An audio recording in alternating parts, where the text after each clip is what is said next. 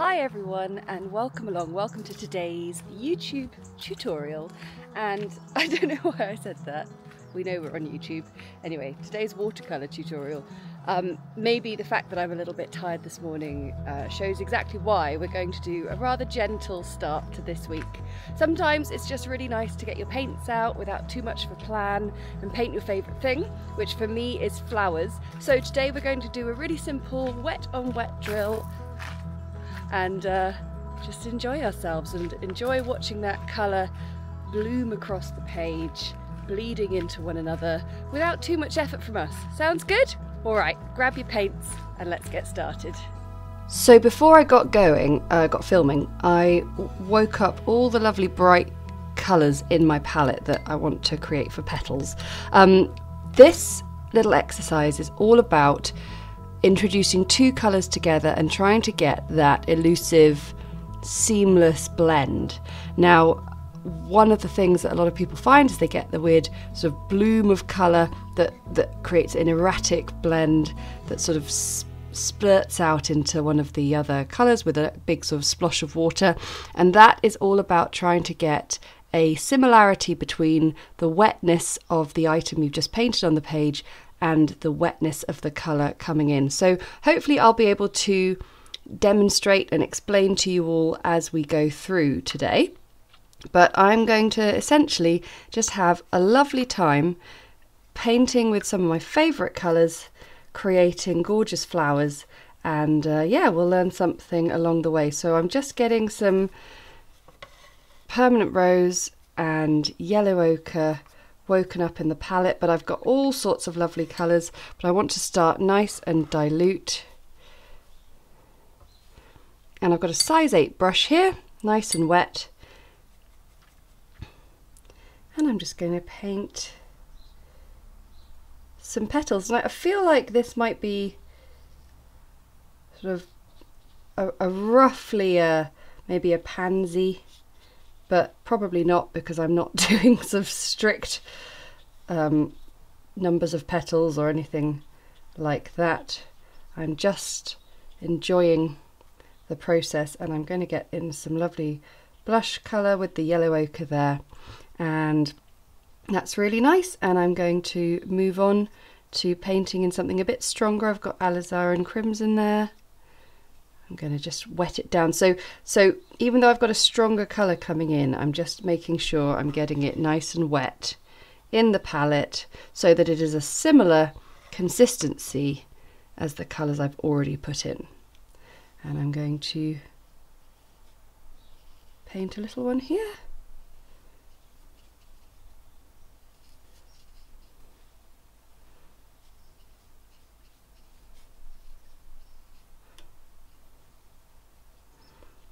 And I think I might get a little bit of imperial purple.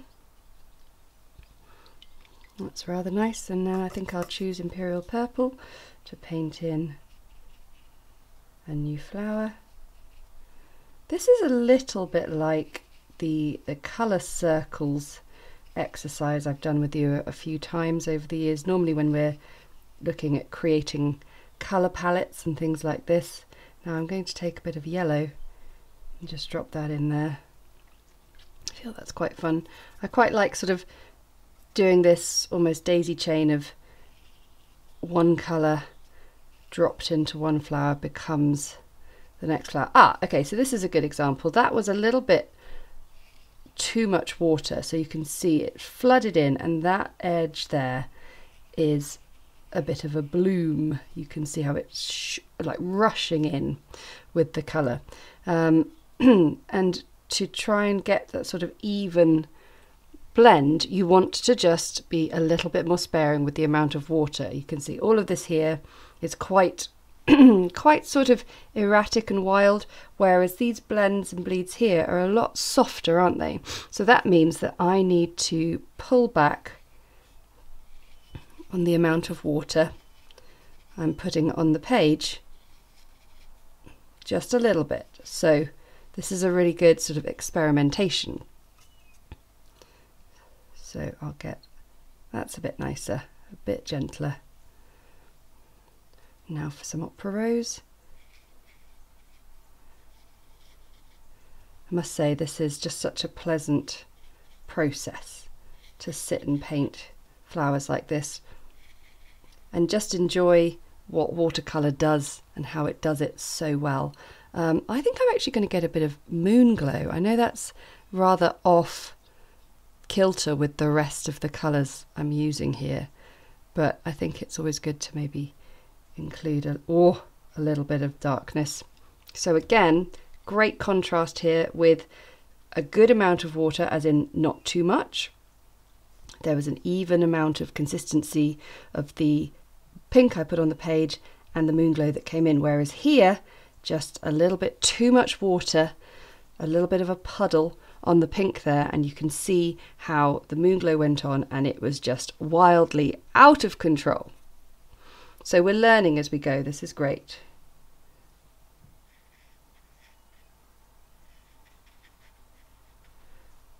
Also, as we go, the page is going to start soaking up the water and drying up these colours. So you'll see we've got a crisp line between the purple there.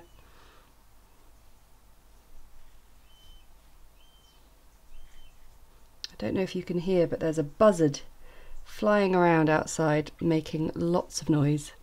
I think he's rather interested in the painting. It must be.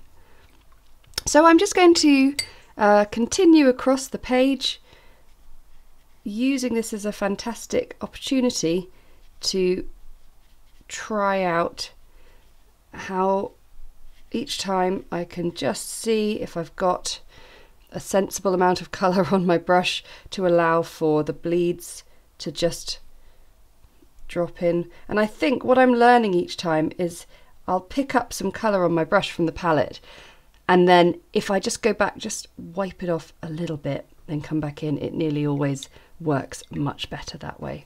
Whereas if I've got a sopping wet brush, it's a little bit irregular. Okay, so let's keep going, and then we can allow for a little bit of drying time and maybe a tiny bit of detail to make this really pretty. The page has had a few minutes to dry, and I'm now going to place in a few stems and leaves just to give it a little bit more cohesion as a piece. So I'm just waking up I've woken up, I'm getting the greens in my palette ready. So I've got green gold, sap green, deep sap green. I do also have hooker's green, which is quite nice and fresh. So I've got a size 2 brush here, and I'm just going to just very loosely and quite wobbly. There's a real wobble to these stems. I don't want any kind of perfection going on here.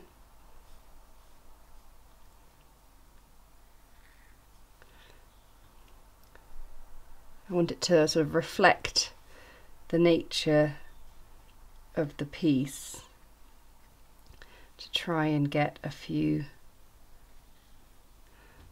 nice little stems in here, but also maybe a leaf or two. So the leaf comes from doing a nice tapered line, starting with the point of the brush, fanning it out, pressing it down, and controlling it back off as well.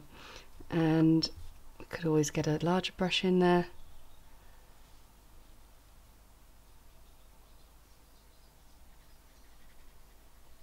Larger brush gives you more scope for broader lines. Of course, it does also mean you might have to relinquish a bit of control, especially if you are new to watercolour, and you might find the smaller brush just a little bit easier. Now what I want to do, I've got some Mayan Blue Genuine down here. Ooh, look at that. I just want to get a moodier colour.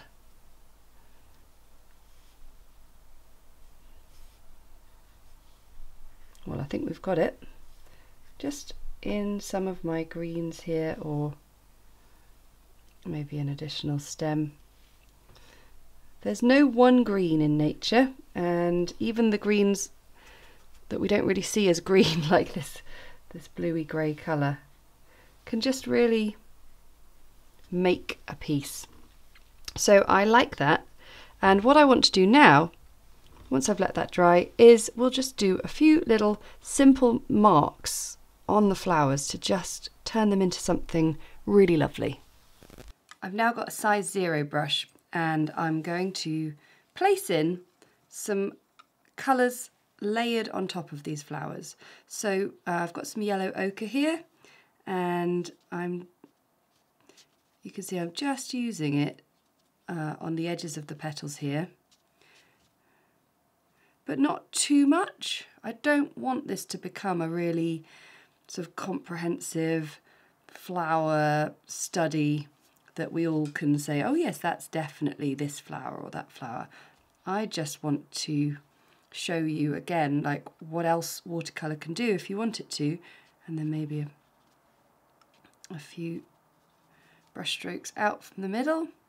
And I mean, I do keep thinking of pansies with these flowers, and they have, or violets as well, they do tend to have a extra little bit of darkness in the centre there. So I'm beginning each time using a slightly more concentrated version of the colour that we began the flower with.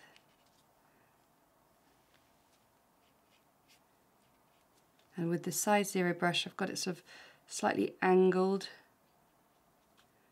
onto the page. The other thing you can always do is just take some colour and sort of dot it into the middle. That's quite fun as well.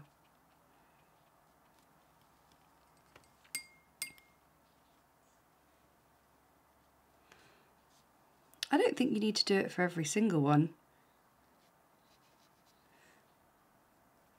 but again, this is just a really useful exercise in blending and layering. I taught a workshop in the UK on Friday.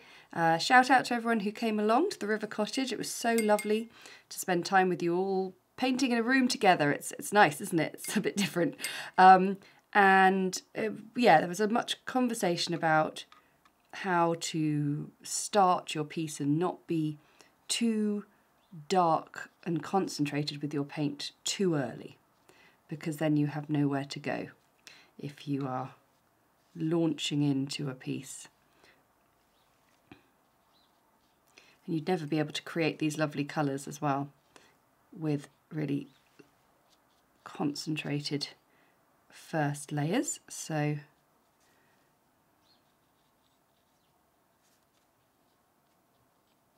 you can see I'm just sort of scribbling the brush, trying not to be too precise with it all.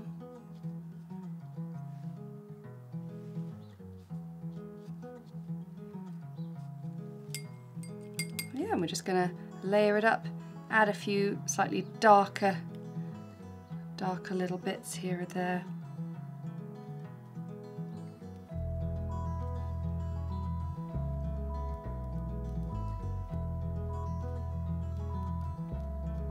And just turn it into a really beautiful piece.